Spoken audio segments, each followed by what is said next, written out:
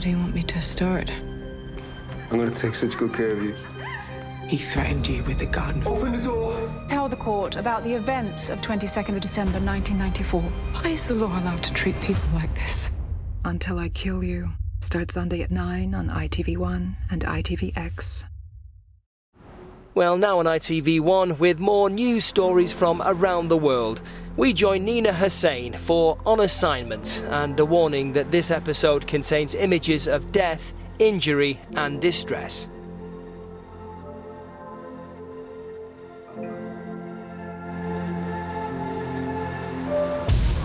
Tonight, On Assignment.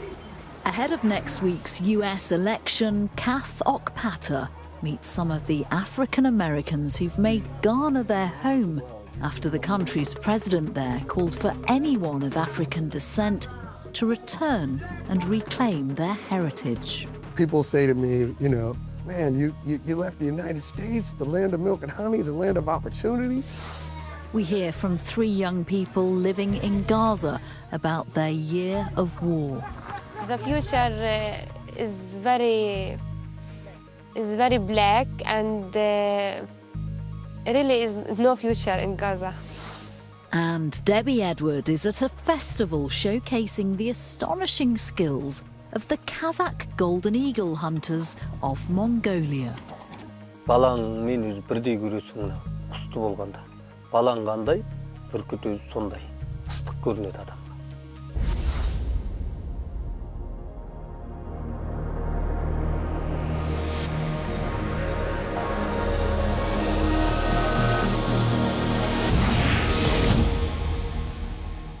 Good evening and welcome to On Assignment.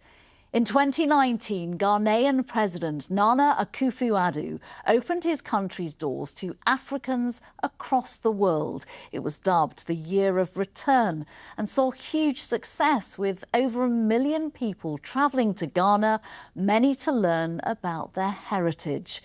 Nearly a third of those visitors were African Americans, and since then more than 1,000 of them have officially made the move to make Ghana their home. With a divisive US election looming, Kath Okpata went to speak to the African Americans who've left the States behind.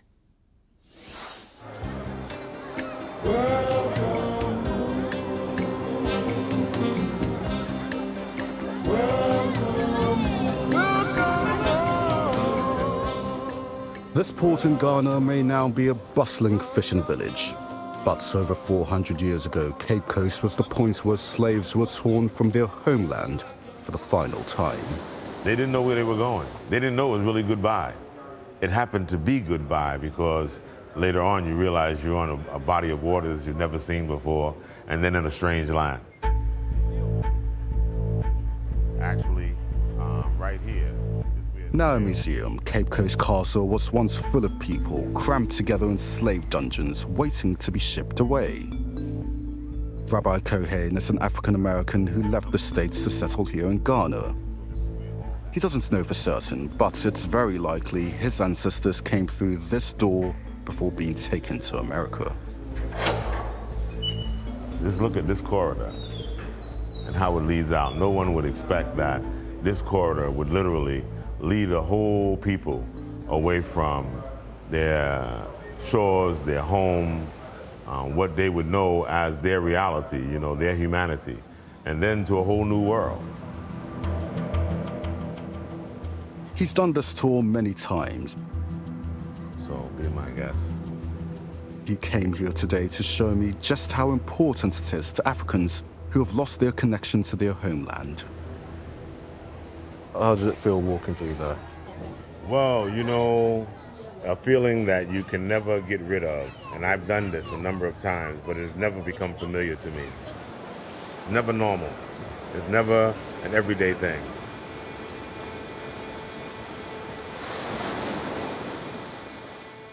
Since its independence in 1957, Ghana's leaders have made policies in hopes to attract Africans abroad back to Ghana.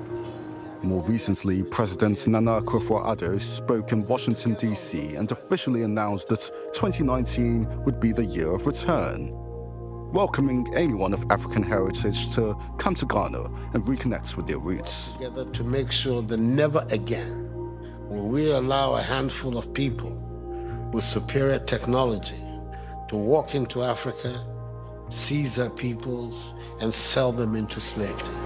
And the response was huge. 2019 saw just over 1 million tourists visit Ghana, an increase of nearly 20% on the previous year. Rabbi Cohen left the US over 30 years ago and played a part in the Year of Return events. He wanted to encourage others to make the same pilgrimage that he did. I want to fulfill the vision and the dream of how we reconnect this African family. How do we come together to unify so that we can mobilize our collective energy and strength to master Africa's destiny together. And one man can make a difference. For me, this story marks my own year of return. I was born in Ghana, but I haven't been back in over 10 years. A lot has changed since then. The success of the Year of Return brought 118,000 African-American visitors to the country, and officially 1,500 came here to stay. People say to me, you know, man, you left the United States, the land of milk and honey, the land of opportunity. Morris now lives in Ghana with his wife and son, but before that he served as a US Navy SEAL. However, he never felt that his country served him. Men don't beat each other up. Nobody's gonna get shot tonight in Ghana, right? But they might get shot in the US. Oh, somebody's gonna get shot for sure. In all of the cities that I lived in the United States, tonight somebody will get shot. It's a complex relationship with his former home. He's conscious that not every African American should leave the land they built. There are those of us that need to stay there on that soil too, because my ancestors built that land. My ancestors' blood, bodies are buried and entrenched in that soil. Listen, we could unite this thing and be powerful. And then we could change the fortunes and lives of Black people all over the planet.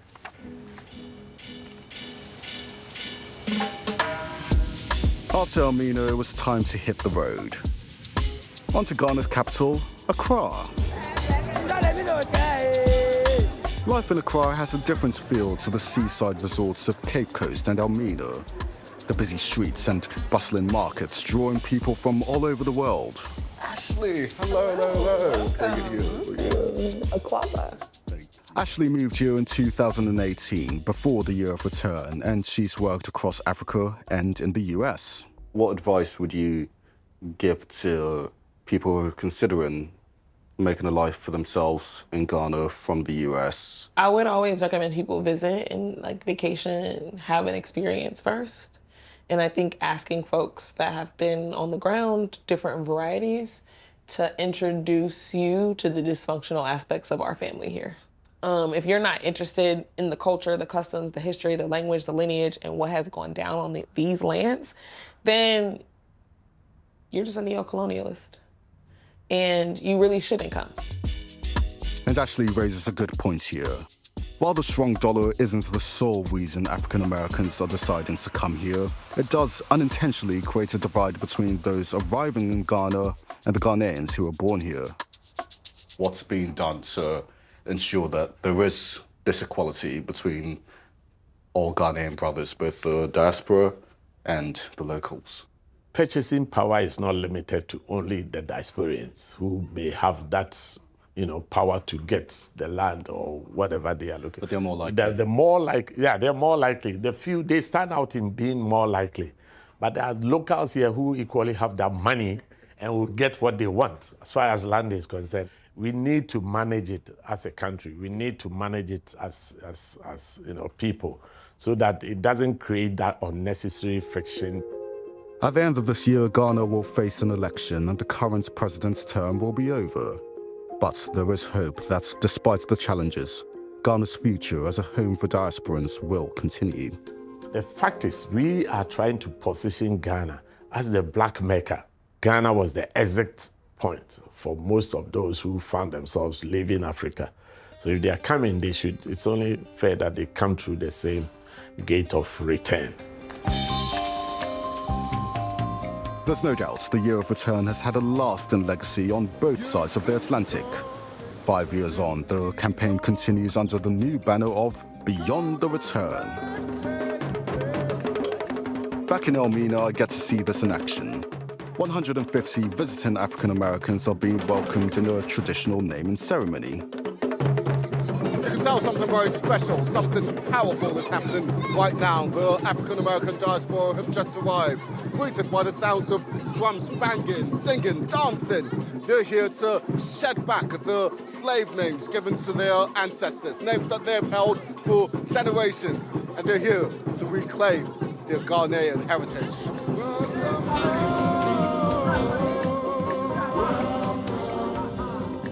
Next week, the United States goes to the ballot box.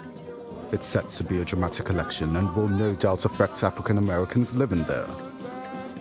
But whatever happens, at least they know they have a home in Ghana. Kaf Okpata in Ghana. When Hamas militants stormed the Israeli border last year, it left more than 1,000 dead and hundreds would go on to be held hostage. Since then, Israel's counteroffensive on Gaza has killed more than 40,000 people, according to Hamas's health ministry. The bloody crisis has displaced thousands in Israel and nearly 2 million more in Palestine, and caught up in it, youngsters trying to navigate the conflict and continue to press forward with their lives.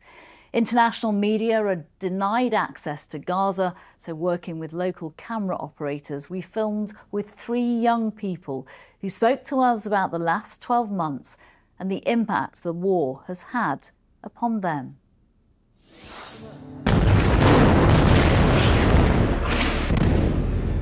My day now is different completely.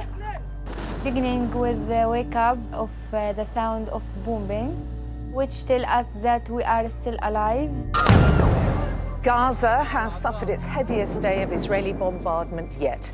International concern is growing at the numbers of non-combatants killed, wounded. This war has displaced 90% of the enclave's 2.1 million inhabitants. Israel insists on the total eradication of Hamas before the war could come to an end.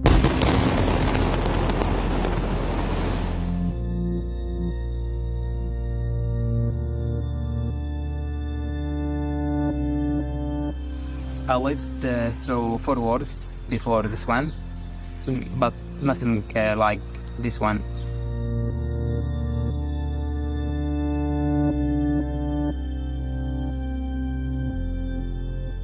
Our dreams were to live in a safe place, like houses, not tents.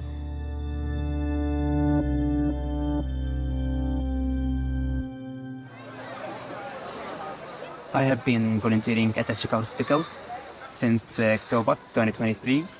I experienced things that no one can imagine.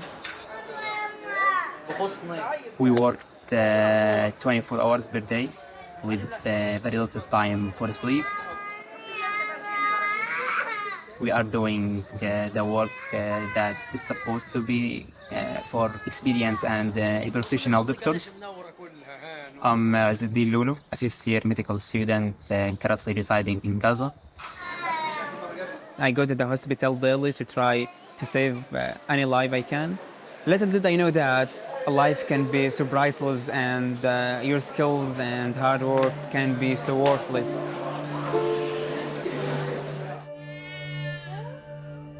The life at the camp is very difficult with the shortage of water and high temperature and privacy. My name is Tujan Firwana. I'm 21 years. I am from Khan Younis. I am a wife and mother and a student in last year at university.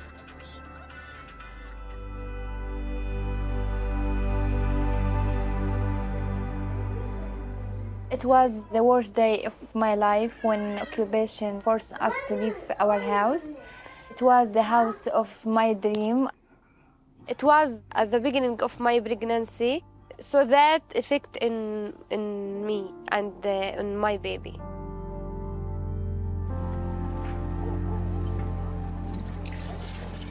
I left my beautiful house, all my clothes, and my laptop, and all my memories in my beloved room. I'm Noor Louhaidi, a Gazan from Palestine, 16 years old. I displaced 4 times from one place to another to escape the danger.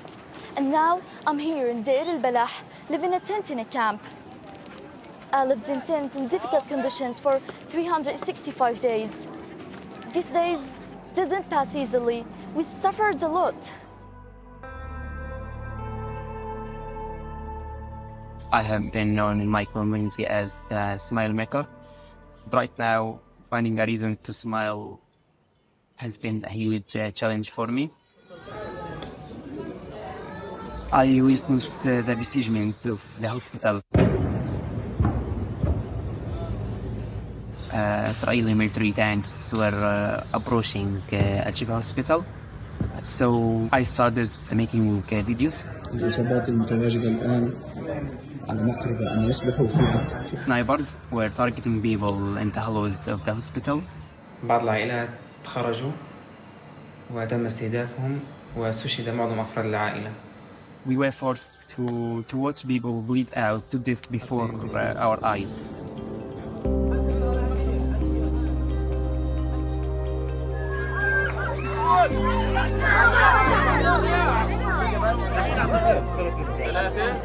I make cinnamon sweets and sell it to support my family. I'm supposed to be in the 11th grade now, but my academic life has stopped. Here, the difficulties start with the lack of internet and the electricity that enable me to spend more time studying the tent.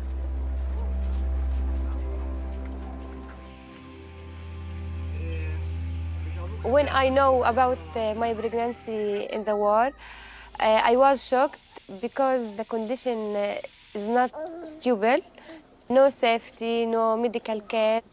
I scare all time, and I feel my responsibility is overloaded. In my first baby delivery, it was everything easy and available to find it. But now, my second baby, the prices is very high and expensive. The water is very dirty to prepare a milk. Now I'm feeling scary about the distance between my displacement to the hospital.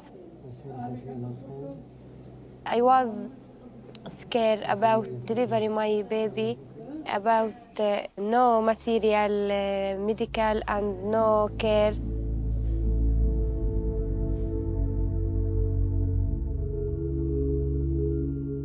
On November 13th, when the greatest tragedy of my life happened,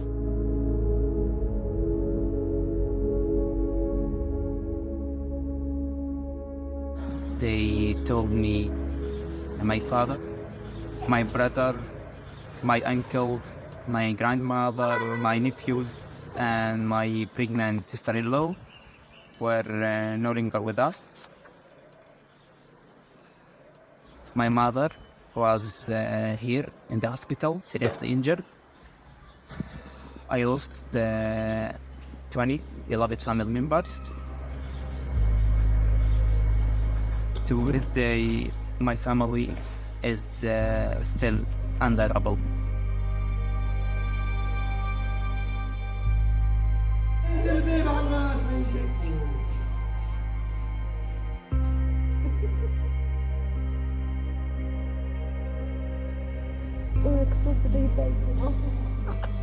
Now I have a new baby called Her Suha as my mom's name. My mom is my soulmate friend. We have a special relationship. Now, شو we will? I'm afraid to lose a loved one in my life or a member of my family. Life is hard without a mother, so I feel afraid about my baby if I did. In these days, I have seen a lot of things that I have never seen in my whole life. The future is very black, and really is no future in Gaza. We just want to look like the rest of the world. It's not that hard to understand. In spite of everything, I will never give up.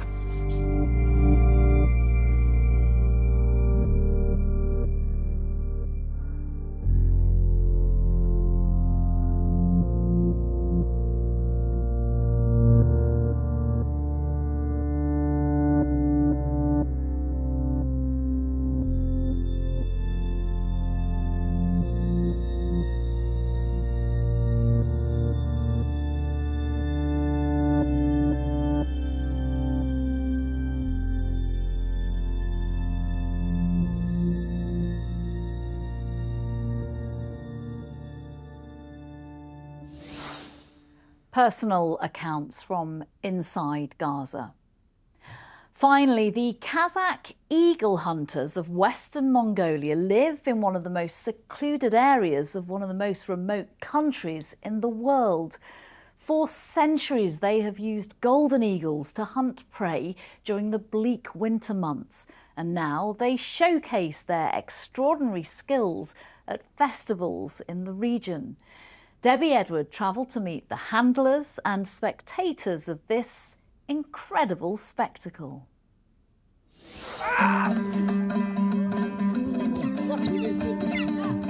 You are quickly transported into a different world at the Yellow Lake Eagle Festival.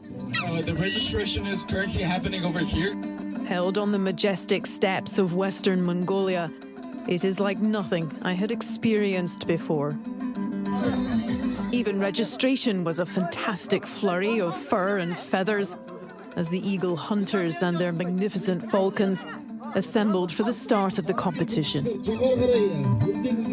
We joined on the 25th anniversary of an event which is a fixture in the diary of nomadic communities from across the region. Not only is there prestige in winning the title of Eagle Hunter of the Year, but we found out the lucrative prize money can make it a rather heated affair. They've just had the awards ceremony, but there's already arguments about the placings. We travelled across Mongolia's vast plains and mountains to the Altai foothills, which are home to Kazakh Mongolians, an ethnic group determined to preserve Kazakh culture and traditions. Nurasil, or Nurka as he prefers, is an award-winning eagle hunter. When he's not honing his skills for the festival, he works with his wife Guldurin on the family farm. This is a part of the world where nomadic herding is still the predominant way of life. Centred around the herd and circular gers, which provide a unique, transportable home. Caring for his prized golden eagle is a special part of his daily routine. Бүркіт болған дейінде балаң мен өзі бірдей көресің мына құсты болғанда. Балаң қандай, бүркіт өзі сондай. Ыстық көрінеді адамға. Eagle hunting is passed down from generation to generation. Nurka learned from his father and his grandfather. And it looks like his son Mustafa will be next in line. He explained that traditionally baby eagles are taken from their nests and within weeks are trained to hunt with humans. After 5 or 6 years, they are released back into the wild so that they can continue breeding and conserve the species. The masks are to keep the birds calm around groups of people. Өзі ұлық құс деп ойлаймын. Сондықтан мынау өз мен өз даусымнан танып келеді. Албаты кісіге тағы келмейді. It is the bond between the bird and their hunting partner that is the key to their success. At the festival, we got to see that in action. Against the clock, they demonstrated how quickly their eagle could respond to a call and spot the meat being held in their hand. Some pairings suffered from stage fright. It wasn't to be their day. But the crowd was soon cheering with delight when 15-year-old I. Mulder showed them how it was done.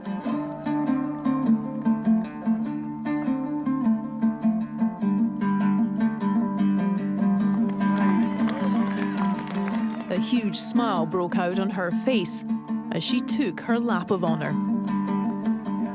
So that was 44 seconds, and she's the only female eagle huntress competing in this competition and the last year's champion. Одан 7 жасымнан осы 15 жасыма дейін бір ұстап саятшылық өнерлерімен осы тойларға қатысып, осы атамның атағын әмбе өзімді танылтып жүрмін. In Kazakh culture, women tend to the home and don't usually hunt. I. Mulder didn't take it up to break tradition. She thinks girls can play their role in helping to preserve the practice. Бұл саланы көптеген елге танымал ету, ол менің басты мақсатым. Өйткені осындай Монғолияда осындай мықты қыз бар екен деп әлемге танылту, ол салт дәстүрді, қыз емес жалпы ол болса да осы салт дәстүрді ары қарай жалғастыру керек. 70-year-old Kazim was the oldest competitor in the field. He helped eagle hunting to gain UNESCO recognition. Biz төлек әулеті, төлексіне жол жақсы әулет деп айтады. Бүркіттің әулетіміз. Енді мұна тұрған балалардан менің сол ұрпақ ізбасарларым. Мен қазір 55 жылда бүркіт ұстап отырмын. I was curious about the welfare of the birds and met with Nambayer from the National Wildlife Conservation Centre. He told me modernization is the greatest threat facing the golden eagle. We have more and more power lines linking towns and cities.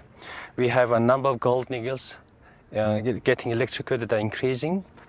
And also the number of livestock is increasing in Mongolia, changing their habitat where golden eagles normally forage and habitat.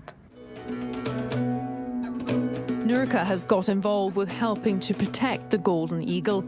When I joined him on horseback for a practice session with his eagle, I gained a new perspective on the deep connection between nature and the nomadic people.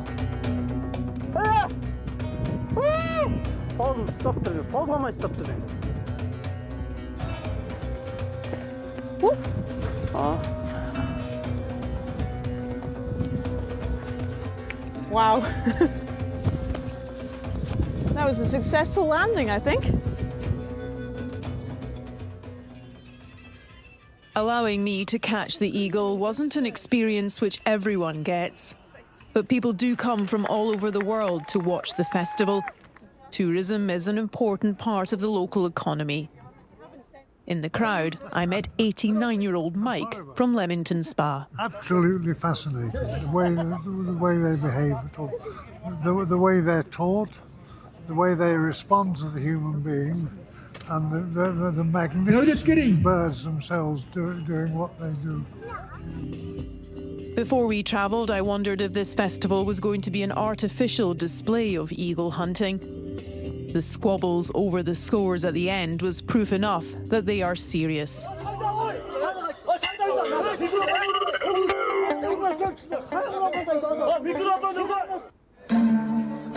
I came away feeling we'd been given a genuine and privileged insight into a rare part of the world where people are holding on dear to a very special and traditional way of life. Debbie Edward in Mongolia. That's all from On Assignment. We'll be back next month with more stories from around the world. Until then, from me and the rest of the team, good night.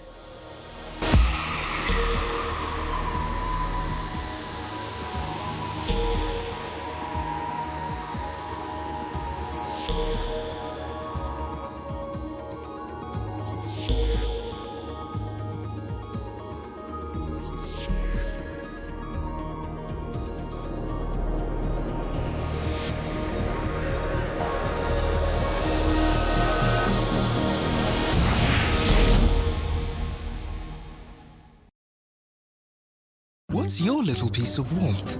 For me, it's when I'm on